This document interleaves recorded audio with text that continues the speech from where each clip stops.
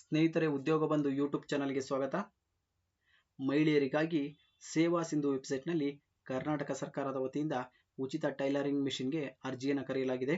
ಅರ್ಜಿ ಪ್ರಾರಂಭದ ದಿನಾಂಕ ಬಂದು 15/5/2026ರಿಂದ ಪ್ರಾರಂಭವಾಗಿದೆ. ಯಾರೆಲ್ಲ ಅರ್ಜಿ ಸಲ್ಲಿಸಬಹುದು ಮತ್ತು ಯಾವ ಕ್ಯಾಟಗರಿಯವರು ಅರ್ಜಿ ಸಲ್ಲಿಸಬಹುದು, ಹೇಗೆ ಅರ್ಜಿ ಸಲ್ಲಿಸಬೇಕು ಮತ್ತು ಏನೆಲ್ಲ ದಾಖಲಾತಿಗಳು ಬೇಕು ಅನ್ನೋದ್ರ ಬಗ್ಗೆ ಸಂಪೂರ್ಣ ಮಾಹಿತಿಯನ್ನು ಈ ವಿಡಿಯೋದಲ್ಲಿ ನಿಮಗೆ ತಿಳಿಸ್ಕೊಡ್ತೀನಿ. ಯಾರೆಲ್ಲ ನನ್ನ ಚಾನಲ್ಗೆ ಇನ್ನೂ ಸಬ್ಸ್ಕ್ರೈಬ್ ಆಗಿಲ್ವೋ ದಯವಿಟ್ಟು ಉದ್ಯೋಗ ಬಂಧು ಯೂಟ್ಯೂಬ್ ಚಾನಲ್ಗೆ ಸಬ್ಸ್ಕ್ರೈಬ್ ಆಗಿ. ಮೊದಲಿಗೆ ಸೇವಾ ಸಿಂಧು ವೆಬ್ಸೈಟನ್ನು ಯಾರೆಲ್ಲ ಲಾಗಿನ್ ಆಗಿಲ್ವೋ ಅವರು ಮೊದಲಿಗೆ ಸೇವಾ ಸಿಂಧು ಅಂತ ಗೂಗಲಲ್ಲಿ ನಿಮ್ಮ ಮೊಬೈಲ್ ಅಥವಾ ಸಿಸ್ಟಮ್ ಎರಡರಲ್ಲೂ ಕೂಡ ಯಾವುದಲ್ಲಾದರೂ ರಿಜಿಸ್ಟರ್ನ ಮಾಡ್ಕೊಬೋದು. ರಿಜಿಸ್ಟರ್ ಆಗಿರೋರು ಕೂಡ ಮೊಬೈಲ್ ನಂಬರು ಹಾಗೂ ಪಾಸ್ವರ್ಡ್ ಅಥವಾ OTPನ ಹಾಕಿ ಲಾಗಿನ್ ಮಾಡ್ಕೊಬೋದಾಗಿರ್ತದೆ. ಆಗದೇ ಇರೋರು ಸೇವಾ ಸಿಂಧು ವೆಬ್ಸೈಟನ್ನು ಕ್ಲಿಕ್ ಮಾಡಿ ಕ್ರಿಯೇಟ್ ಅಕೌಂಟ್ ಅಂತ ಇರುತ್ತೆ, ಅಲ್ಲಿ ನಿಮ್ಮ ಆಧಾರ್ ಕಾರ್ಡ್ ನಂಬರನ್ನು ಎಂಟ್ರಿ ಮಾಡಿ OTP ಬರುತ್ತೆ, OTPನ ಹಾಕಿ ಲಾಗಿನ್ ಮಾಡ್ಕೊಬೋದಾಗಿರ್ತದೆ. ಪಾಸ್ವರ್ಡನ್ನು ಕ್ರಿಯೇಟ್ ಮಾಡ್ಕೊಂಡು ಮರಿಬೇಡಿ, ಹಾಗೆ ಪಾಸ್ವರ್ಡನ್ನು ಬರೆದಿಟ್ಕೊಳ್ಳಿ. ಏಕೆಂದರೆ ಸಾಕಷ್ಟು ಕರ್ನಾಟಕ ಸರ್ಕಾರದ ಸ್ಕೀಮ್ಗಳೆಲ್ಲ ಸೇವಾ ಸಿಂಧು ವೆಬ್ಸೈಟ್ನಲ್ಲೇ ಬರೋದ್ರಿಂದ ಸೇವಾ ಸಿಂಧು ವೆಬ್ಸೈಟ್ನ ಪಾಸ್ವರ್ಡ್ ಹಾಗೂ ಮೊಬೈಲ್ ನಂಬರ್ ಯಾವುದು ನೀಡಿರ್ತೀರೋ ಅದಿದ್ದರೆ ಹಲವು ಸ್ಕೀಮ್ಗಳಿಗೆ ಉಪಯೋಗ ಆಗುತ್ತೆ. ಹಾಗೆ ಹೇಗೆ ಅರ್ಜಿ ಸಲ್ಲಿಸಬೇಕು ಅನ್ನೋದ್ರ ಬಗ್ಗೆ ಮಾಹಿತಿಯನ್ನು ತಿಳಿಸ್ಕೊಡ್ತೀನಿ. ಇಲ್ಲಿ ನಿಮಗೆ ಕಾಣಿಸ್ತಿರ್ಬೋದು ವೀವ್ ಆಲ್ ಅವೈಲಬಲ್ ಸರ್ವಿಸ್ ಅಂತ ಇದೆಯಲ್ಲ, ಇದ್ರ ಮೇಲೆ ಕ್ಲಿಕ್ ಮಾಡಿ ಇಲ್ಲಿ ಸೀವಿಂಗ್ ಮಿಷಿನ್ ಅಂತ ಟೈಪ್ ಮಾಡಿ, SEWING. ಇಲ್ಲಿ ನಿಮಗೆ ಕಾಣಿಸ್ತಿರ್ಬೋದು. ಈ ವೆಬ್ಸೈಟ್ ಮೇಲೆ ಕ್ಲಿಕ್ ಮಾಡಿದ್ರೆ ನಿಮಗೆ ಬರುತ್ತೆ ಈ ರೀತಿಯಾದ ಪೇಜ್ ಓಪನ್ ಆಗುತ್ತೆ. ಇಲ್ಲಿ ನಿಮಗೆ ಕಾಣಿಸ್ತಿರ್ಬೋದು ಹಿಂದುಳಿದ ವರ್ಗಗಳ ಕಲ್ಯಾಣ ಇಲಾಖೆ, ಡಿ ದೇವರಾಜ ಅರಸು ಹಿಂದುಳಿದ ವರ್ಗಗಳ ಅಭಿವೃದ್ಧಿ ನಿಗಮ. ಈ ನಿಗಮದಲ್ಲಿ ಉಚಿತವಾಗಿ ಟೈಲರಿಂಗ್ ಸ್ಕೀಮನ್ನು ಕರೆಯಲಾಗಿದೆ. 2025 ಹಾಗೂ 26ನೇ ಸಾಲಿನ ಸ್ಕೀಮ್ ಆಗಿದೆ. ಇದು ಎಲ್ಲರಿಗೂ ಉಚಿತ ಟೈಲರಿಂಗ್ ಮಿಷಿನನ್ನು ಕೊಡ್ತಾರೆ. ಹಾಗೆ ಇದಕ್ಕೆ ಏನೆಲ್ಲ ದಾಖಲಾತಿಗಳು ಬೇಕು ಅನ್ನೋದ್ರ ಬಗ್ಗೆ ಮಾಹಿತಿಯನ್ನು ತಿಳಿಸ್ಕೊಡ್ತೀನಿ. ಮೊದಲಿಗೆ ಆಧಾರ್ ಕಾರ್ಡ್ ಹಾಗೂ ಆಧಾರ್ ಕಾರ್ಡ್ಗೆ ಯಾವ ಮೊಬೈಲ್ ನಂಬರನ್ನು ಕೊಟ್ಟಿರ್ತೀರೋ ಮೊಬೈಲ್ ನಂಬರ್ ಇರಬೇಕಾಗತ್ತೆ OTP ಬರೋದ್ರಿಂದ. ಹಾಗೆ ಕ್ಯಾಸ್ಟ್ ಸರ್ಟಿಫಿಕೇಟ್ ಹಾಗೂ ಇನ್ಕಮ್ ಸರ್ಟಿಫಿಕೇಟ್ ಕಂಪಲ್ಸರಿ ಬೇಕು. ನಿಮ್ಮ RD ನಂಬರ್ ಅಂದರೆ RD00 ಅಥವಾ RD121 ಅಂತ ಸ್ಟಾರ್ಟ್ ಆಗುತ್ತಲ್ಲ ಆ ನಂಬರನ್ನು ಎಂಟ್ರಿ ಮಾಡಿದ್ರೆ ನಿಮ್ಮ ಜಾತಿ ಹಾಗೂ ಇನ್ಕಮ್ ಬಗ್ಗೆ ಮಾಹಿತಿಯನ್ನು ಫೆಚ್ ಆಗುತ್ತೆ. ಆದ ಕಾರಣ ಕಂಪಲ್ಸರಿ ಕ್ಯಾಸ್ಟ್ ಹಾಗೂ ಇನ್ಕಮ್ ಸರ್ಟಿಫಿಕೇಟ್ ಇರಲೇಬೇಕಾಗತ್ತೆ. ಇದರ ಜೊತೆಗೆ ಟ್ರೈನಿಂಗ್ ಸರ್ಟಿಫಿಕೇಟ್ ಅಂದರೆ ನೀವು ಟೈಲರಿಂಗ್ನಲ್ಲಿ ಯಾವುದಾದರೂ ಕಚೇರಿಗಳಲ್ಲಿ ಅಥವಾ ಯಾವುದಾದ್ರೂ ಸ್ಕೀಮ್ನಲ್ಲಿ ಇಲ್ಲಾಂದರೆ ಕೋಚಿಂಗ್ ಸೆಂಟರ್ಗಳಲ್ಲಿ ಪಡೆದಿರುವಂಥ ಟ್ರೈನಿಂಗ್ ಸರ್ಟಿಫಿಕೇಟನ್ನು ಕಂಪಲ್ಸರಿ ಬೇಕಾಗುತ್ತೆ. ಅದನ್ನು ಸ್ಕ್ಯಾನ್ ಮಾಡಿ ಅಪ್ಲೋಡ್ ಮಾಡಬೇಕಾಗತ್ತೆ. ಆದ ಕಾರಣ ಟ್ರೈನಿಂಗ್ ಸರ್ಟಿಫಿಕೇಟ್ ಕಂಪಲ್ಸರಿ ಬೇಕು. ಇಲ್ಲದೇ ಇರೋರು ಮಾಡಿಸ್ಕೊಂಡು ಅರ್ಜಿಯನ್ನು ಸಲ್ಲಿಸಬಹುದಾಗಿರ್ತದೆ. ಹಾಗೆ ರೇಷನ್ ಕಾರ್ಡ್ BPL ಅಥವಾ APL ರೇಷನ್ ಕಾರ್ಡ್ ಕಂಪಲ್ಸರಿ ಬೇಕು. ನಿಮ್ಮ Aadhaar card number authentication OTP ತೊಗೊಂಡಿದ ತಕ್ಷಣ ಆಟೋಮೆಟಿಕ್ ಆಗಿ ನಿಮ್ಮ ರೇಷನ್ ಕಾರ್ಡ್ ನಂಬರ್ ಹಾಗೂ BPL APL ಅನ್ನೋದ್ರ ಬಗ್ಗೆ ಮಾಹಿತಿ ಕೇಳುತ್ತೆ. ಅದು ಮಾಹಿತಿ ಆಟೋಮೆಟಿಕ್ ಆಗಿ ಕೂಡ ಬರುತ್ತೆ. ಈಗ ಅರ್ಜಿಯನ್ನು ಸಲ್ಲಿಸೋದು ಏನು ಹೇಗೆ ಅನ್ನೋದ್ರ ಬಗ್ಗೆ ಸಂಪೂರ್ಣ ಮಾಹಿತಿನ ತಿಳಿಸ್ಕೊಡ್ತಾ ಹೋಗ್ತೀನಿ. ಮೊದಲಿಗೆ ಈ ಸ್ಕೀಮ್ 2025 ಹಾಗೂ 26ನೇ ಸಾಲಿನ ಹಾಗೂ ಮಹಿಳೆಯರು ಮಾತ್ರ ಅರ್ಜಿಯನ್ನು ಸಲ್ಲಿಸಲು ಸಾಧ್ಯ. ಮೊದಲಿಗೆ ಇಲ್ಲಿ D Devaraja Arasu backward class development corporation ಮೇಲೆ ಕ್ಲಿಕ್ ಮಾಡಿ ಇಲ್ಲಿ 25 ಹಾಗೂ 26ನೇ ಸಾಲಿನ ಅಂತ ಕ್ಲಿಕ್ ಮಾಡಿ ಇಲ್ಲಿ ಆಧಾರ್ ಅಥೆಂಟಿಕೇಶನ್ ಮೇಲೆ ಮೊದಲಿಗೆ ಕ್ಲಿಕ್ ಮಾಡಬೇಕಾಗತ್ತೆ. ಇಲ್ಲಿ ಆಧಾರ್ ನಂಬರನ್ನು ಎಂಟ್ರಿ ಮಾಡಿ ಹಾಗೆ ಇಲ್ಲಿ ಚೆಕ್ ಬಾಕ್ಸನ್ನು ಟಿಕ್ ಮಾಡಿ OTPಯನ್ನು ತಗೊಂಡು OTP ಬಂದ ನಂತರ OTP ಹಾಕಿ ಸಕ್ಸಸ್ ಆಗುತ್ತೆ. ಸಕ್ಸಸ್ ಆದ ನಂತರ ಇಲ್ಲಿ ಗೆಟ್ ಆಧಾರ್ ಡೀಟೇಲ್ಸ್ ಮೇಲೆ ಕ್ಲಿಕ್ ಮಾಡಿ ಇಲ್ಲಿ ನಿಮ್ಮ ಅರ್ಜಿದಾರರ ಯಾರು ಅರ್ಜಿನ ಸಲ್ಲಿಸ್ತಿರ್ತೀರೋ ಅವರ ಆಧಾರ್ ಕಾರ್ಡ್ OTP ಪಡೆದಿರ್ತೀರೋ ಅವರ ಹೆಸರು ಹಾಗೂ ವಯೋಮಿತಿ ಬರುತ್ತೆ. ಹಾಗೂ ಮೇಲ್ ಆರ್ ಫಿಮೇಲ್ ಅನ್ನೋದ್ರ ಬಗ್ಗೆ ಆಪ್ಷನ್ ಆಟೋಮೆಟಿಕ್ ಆಗಿ ಫಿಮೇಲ್ ಟಿಕ್ ಆಗುತ್ತೆ.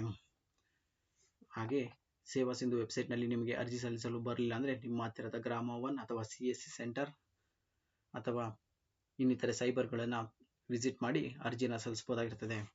ಹಾಗೆ ಅರ್ಜಿದಾರರ ತಂದೆ, ಪತಿ ಅಥವಾ ಪೋಷಕರ ಯಾರು ನಿಮಗೆ ಹೆಸರನ್ನು ನೀಡಬೇಕೋ ಆ ಹೆಸರನ್ನು ನೀಡಿ ನೆಕ್ಸ್ಟ್ ಸ್ಟೆಪ್ಪನ್ನು ಕ್ಲಿಕ್ ಮಾಡಬೇಕು. ಹಾಗೆ ರೇಷನ್ ಕಾರ್ಡ್ ನಂಬರ್ ಆಟೋಮೆಟಿಕ್ ಆಗಿ ಫೆಚ್ ಆಗಿರುತ್ತೆ, ಅದು ಕರೆಕ್ಟಾಗಿ ಇದೆಯಾ ಅಂತ ಒಂದ್ಸರಿ ಕನ್ಫರ್ಮ್ ಮಾಡ್ಕೊಳ್ಳಿ. ಹಾಗೆ ಎಕನಾಮಿಕ್ ಕ್ಲಾಸಿಫಿಕೇಶನ್ ಅಂದರೆ EWS ಸರ್ಟಿಫಿಕೇಟ್ ಇರೋರು ಕೂಡ ಅರ್ಜಿಯನ್ನು ಸಲ್ಲಿಸಬಹುದಾಗಿರ್ತದೆ. ಹಾಗೆ ಇಲ್ಲಿ ಕರ್ನಾಟಕ, ಇಲ್ಲಿ ರಿಲಿಜಿಯನ್ ಕೇಳುತ್ತೆ ಹಾಗೂ ಮೊಬೈಲ್ ನಂಬರ್ ಆಧಾರ್ ಕಾರ್ಡ್ಗೆ ನೀಡಿರುವಂಥ ಮೊಬೈಲ್ ನಂಬರನ್ನು ನೀಡಿ. ಹಾಗೆ ನಾನು ಮೊದಲೇ ತಿಳಿಸಿದಾಗೆ ಕ್ಯಾಸ್ಟ್ ಸರ್ಟಿಫಿಕೇಟ್ ನಂಬರನ್ನು ಎಂಟ್ರಿ ಮಾಡಿದ ತಕ್ಷಣ ಆಟೋಮೆಟಿಕ್ ಆಗಿ ನಿಮ್ಮ ಡೀಟೇಲ್ಸ್ ಅಂದರೆ ನಿಮ್ಮ ಹೆಸರು ಹಾಗೂ ಯಾವ ಜಾತಿಗೆ ಸೇರಿದವರು ಅನ್ನೋದ್ರ ಬಗ್ಗೆ ಮಾಹಿತಿ ಸಂಪೂರ್ಣವಾಗಿ ಅದೇ ಫೆಚ್ ಆಗುತ್ತೆ. ಹಾಗೂ ರೂರಲ್ ಕ್ಯಾಂಡಿಡೇಟ್ಗಳಿಗೆ, ರೂರಲ್ ಅಭ್ಯರ್ಥಿಗಳಿಗೆ 98,000ಕ್ಕಿಂತ ಕಮ್ಮಿ ಇರಬೇಕಾಗುತ್ತೆ ಇನ್ಕಮ್ ಸರ್ಟಿಫಿಕೇಟ್ ಅಲ್ಲಿ ಅಮೌಂಟು. ಹಾಗೆ ಅರ್ಬನ್ ಕ್ಯಾಂಡಿಡೇಟ್ಗಳಿಗೆ 1,20,000ಕ್ಕಿಂತ ಕಡಿಮೆ ಇರಬೇಕಾಗತ್ತೆ. ಇಂಥವರು ಅರ್ಜಿಯನ್ನು ಸಲ್ಲಿಸಬಹುದಾಗಿರ್ತದೆ. ಹಾಗೆ ಆರ್ ಡಿ ನಂಬರನ್ನು ಎಂಟ್ರಿ ಮಾಡಿದ ತಕ್ಷಣ ಮತ್ತೊಮ್ಮೆ ಇನ್ಕಮ್ ಸರ್ಟಿಫಿಕೇಟ್ಗೆ ಕೇಳುತ್ತೆ. ಇನ್ಕಮ್ ಸರ್ಟಿಫಿಕೇಟ್ಗೆ ಯಾವ್ದು ಹಾಕಬೇಕು ಅನ್ನೋ ಡೌಟ್ ಇದ್ದರೆ ಕ್ಯಾಸ್ಟ್ ಸರ್ಟಿಫಿಕೇಟ್ಗೆ ಏನು ನಂಬರನ್ನು ನೀಡಿರ್ತೀರೋ ಅದೇ ನಂಬರನ್ನು ಇನ್ಕಮ್ ಸರ್ಟಿಫಿಕೇಟಲ್ಲೂ ಕೂಡ ಎಂಟ್ರಿ ಮಾಡಿ, ತದನಂತರ ಅಪ್ಲಿಕೆಂಟ್ ನೇಮು ಕರೆಕ್ಟ್ ಆಗಿದೆಯಾ ಅನ್ನೋದ್ರ ಬಗ್ಗೆ ಮಾಹಿತಿಯನ್ನು ತಿಳ್ಕೊಂಡು ನೆಕ್ಸ್ಟು ಇಲ್ಲಿ ಗೌರ್ಮೆಂಟ್ ಎಂಪ್ಲಾಯ ಇಲ್ಲ ಅರೆ ಗೌರ್ಮೆಂಟ್ ಎಂಪ್ಲಾಯ್ ಅಂತ ಕೇಳುತ್ತೆ. ಅದನ್ನು ನೋ ಅಂತ ಕ್ಲಿಕ್ ಮಾಡಿ. ಎಸ್ ಆದರೆ ಗೌರ್ಮೆಂಟ್ ಹಾಗೂ ಅರೆ ಗೌರ್ಮೆಂಟ್ ಮಹಿಳಾ ಅಭ್ಯರ್ಥಿಗಳು ಅರ್ಜಿನ ಸಲ್ಲಿಸಲು ಸಾಧ್ಯವಿಲ್ಲ. ಆದ ಕಾರಣ ನೋ ಅಂತ ಕ್ಲಿಕ್ ಮಾಡಿ. ತದನಂತರ ಇಲ್ಲಿ ಕೇಳುತ್ತೆ ಫಿಸಿಕಲ್ ಹ್ಯಾಂಡಿಕ್ಯಾಪ್ಟಾ ಅಥವಾ ಮ್ಯಾರಿಡಾ ಅನ್ಮ್ಯಾರಿಡ್ ಅಂತ ಕೇಳುತ್ತೆ. ಹಾಗೂ ಕೋವಿಡ್ನಲ್ಲಿ ಏನಾದ್ರು ತೊಂದರೆ ಆಗಿ ಮನೇಲಿ ಯಾರು ತೀರೋಗಿದ್ದಾರಾ ಅನ್ನೋದ್ರ ಬಗ್ಗೆ ಮಾಹಿತಿ, ಹಾಗೂ ನೀವು ತರಬೇತಿ ಪ್ರಮಾಣ ಪತ್ರವನ್ನು ಹೊಂದಿದ್ದೀರಾ ಅಂತ ಇದೆ. ಎಸ್ ಅನ್ನೋದ್ರ ಮೇಲೆ ಕ್ಲಿಕ್ ಮಾಡಬೇಕಾಗುತ್ತೆ. ನೋ ಹಾಕಿದ್ರೆ ನೀವು ಇನ್ಎಲಿಜಿಬಲ್ ಆಗ್ತೀರಾ, ಅಂದರೆ ನೀವು ಈ ಸ್ಕೀಮ್ಗೆ ಬರೋದಿಲ್ಲ. ಹಾಗೆ ಅಬ್ಯಾಂಡೆಂಡ್ ಮಹಿಳೆ ಇದನ್ನು ನೋ ಅಂತ ಕ್ಲಿಕ್ ಮಾಡಿ.